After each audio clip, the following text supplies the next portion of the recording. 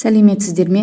Қазақстанда 2024 жылы 19 қаңтардағы қаулысына сәйкес Қазақстанның барлық аумақтарында 5 сағаттық белдеу қолданатын болады. Ол осы жылдың 29 ақпанынан 1 наурызға қараған түннен бастап сағатты 1 сағатқа кейін шегіндіретін боламыз. 5 сағаттық белдеу дегенді қалай түсінеміз? Бұл яғни 0 градус бас меридиан сызығы өтетін Лондон қаласының қасында Гринвич обсерваториясы бар, сол жерден бастап, сол меридианнан бастап шығысқа қарай 180 градусқа дейін шығыс бойлық, сол 0 градустан бастап 180 градусқа қарай батыс бойлық деп жер шары екіге бөлінеді. Осы кезде ең алғашқы 0 градустан 6 градусқа дейінгі аралық бастапқы меридиан болып саналады. Одан кейін әрбір 15 градус 1 сағаттық белдеу болып есептеледі. Ал Қазақстаннан 3-ші, 4-ші, 5-ші сағаттық белдеулер өтетін. Енді осы биылғы жылдың қаулысына сәйкес Қазақстанда бірыңғай 1 сағаттық белдеу болатын болады. Ол 5-ші сағаттық белдеу. Бірыңғай уақыт белдеуін белгілеу үшін арнайы жұмыс тобы құрылған.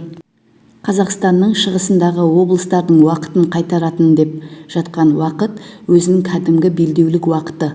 Бір таңғаларлығы, адамдардың басым көбі уақыт өлшемі дегенде басқаша ойлайды. Уақыт өлшемін қалай өлшеу керек? Бұл 6-шы сыныптың оқулығында бар. Яғни бойлық координаты 15 градусқа бөлсе, кез келген облыста уақыты шығады. Сағаттың 1 сағат артқа шегіндірілгені медицина бойынша адам денсаулығына зиян ба? Бұл туралы мамандар былай дейді. Десинхроноз ауруы, яғни көптеген аймақтарда болып жатқан нәрсе, яғни биологиялық ритмдарға сәйкес келмеуі, ұзақ уақыт мерзімді шаршау, депрессия, ұйқысыздықтың және өнімділіктің төмендеуінің себебі.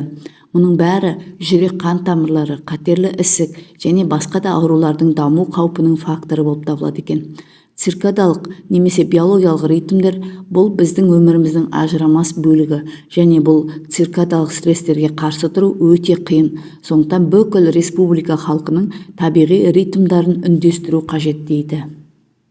Ал әуе жолаушылары және пойыз жолаушылары алдымен өз сағаттарын артқа шегіндіру керек. Содан барып толық тағы да ақпарат алу керек болса, 1443 нөміріне хабарласып ақпарат алуға болады. Енді елімізде 1 наурыздан бастап осы 5-ші сағаттық белдеуге көшетін боламыз. Ол үшін сағатты 1 сағат кейінге шегереміз. Тыңдағандарыңызға рахмет.